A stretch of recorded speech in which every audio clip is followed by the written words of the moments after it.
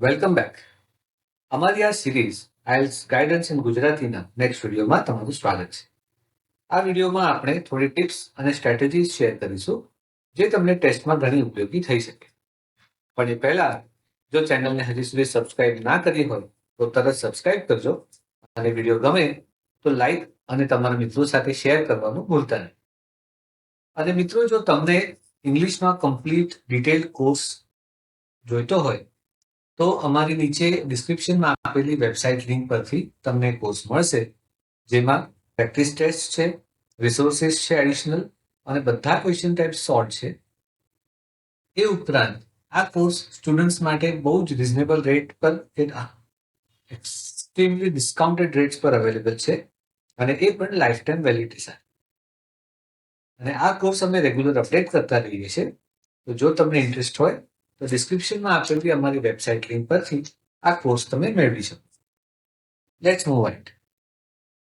આઇલ્સ reading test actually એ check કરવા માંગે છે કે ઇંગ્લિશ પેસેજીસ કે બીજું કંઈ પણ તમને વાંચવાનું આવે તો એને તમે કેટલું ફાસ્ટ વાંચી શકો છો, સમજી શકો છો, અને એની ઉપર વ્યવસ્થિત રીતે એક્શન લઈ શકો છો.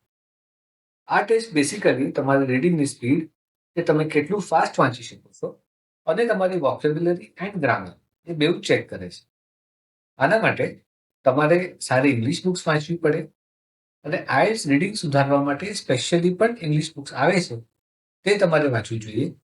ઇંગ્લિશ આર્ટિકલ્સ, ન્યૂઝપેપર્સ અને બીજા સોર્સિસ જે તમને ક્વોલિટી આપે અને તમારી વોકેબ્યુલરી સુધારે એવી મટીરિયલ્સ વાંચો. આમાં ચિલ્ડ્રન કોમિક્સ હેલ્પ નહીં કરે. આ એટલા માટે કહું છું કારણ કે ઘણા સ્ટુડન્ટ્સ એવું પૂછે પણ છે. રોજનું ઓછામાં ઓછું half an hour English reading તમારું થવું જ જોઈએ. અને જેમ જેમ તમારી પ્રેક્ટિસ થાય તેમ આ ટાઈમ તમે વધારતા જાઓ. રેગ્યુલર રીડિંગથી તમારી રીડિંગની સ્પીડ પણ ઘણી વધી જશે. ડેલી રીડિંગથી શું થાય છે?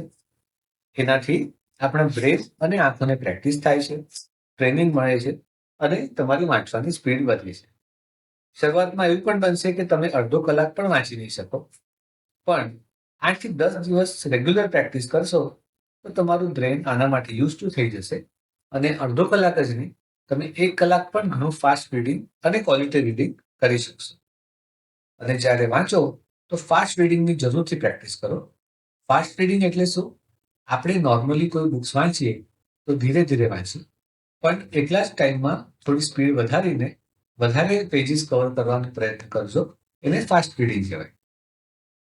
એનાથી શું લાભ થશે કે જ્યારે તમે રીડિંગ ટેસ્ટ આપશો, પેસેજીસ ઘણા મોટા હોય છે અને તમારે ઘણા ટૂંકા સમયમાં પેસેજ રીડ કરીને આન્સર શોધવા હોય છે, અને ઇમ્પોર્ટન્ટ પોઈન્ટ્સ અંડરલાઈન કે સર્કલ કરી રાખવાના.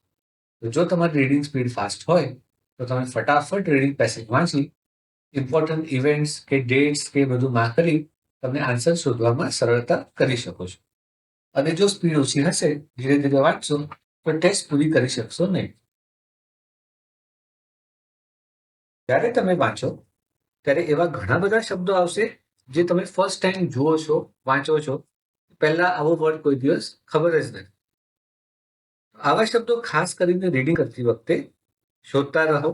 જે આર્ટિકલ્સ કે ન્યૂઝપેપર્સ કે બુક્સ તમે વાંચો તેમાં એવા ઘણા વર્ડ્સ આવશે જે તમે શોધો અને અંડરલાઈન કે હાઇલાઇટ કરી રાખો. મારી એડવાઇસ છે કે એક સેપરેટ નોટબુક બનાવી આ વર્ડ્સ બધા લિસ્ટ ડાઉન કરી રાખો.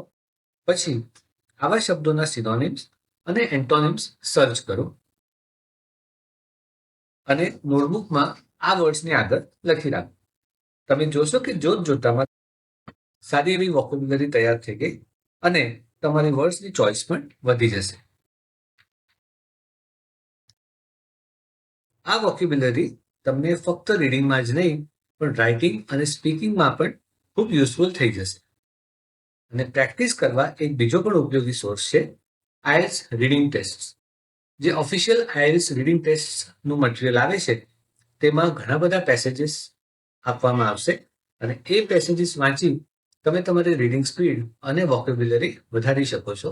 અને ધ્યાન રાખજો કે આ જે રીડિંગ પેસેજીસ હોય છે, જે ઓફિશિયલ રીડિંગ ટેસ્ટની બુકલેટ્સમાં આવે છે, તેવા જ પ્રકારના રીડિંગ પેસેજીસ એકચ્યુઅલ એક્ઝામમાં પણ આવશે, તો એ તમારું કમ્ફર્ટ લેવલ પણ વધી જશે.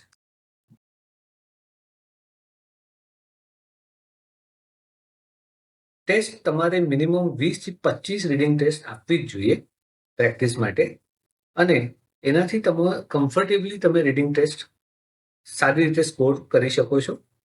અને જ્યારે તમે પ્રેક્ટિસ ટેસ્ટ કરવાનું સ્ટાર્ટ કરશો, મારી એડવાઇસ છે કે શરૂઆતમાં ટાઈમર મૂકીને ટેસ્ટ આપવાની જરૂર નથી.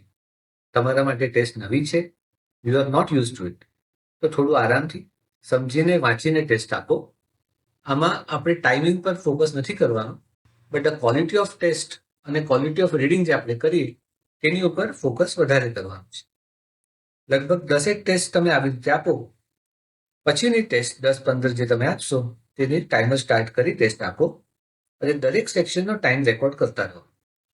ઘણી વખત ટાઈમ કમ્પ્લીટ થઈ જશે પણ તમારી ટેસ્ટ ઇનકમ્પ્લીટ હશે, એવું પણ બનશે.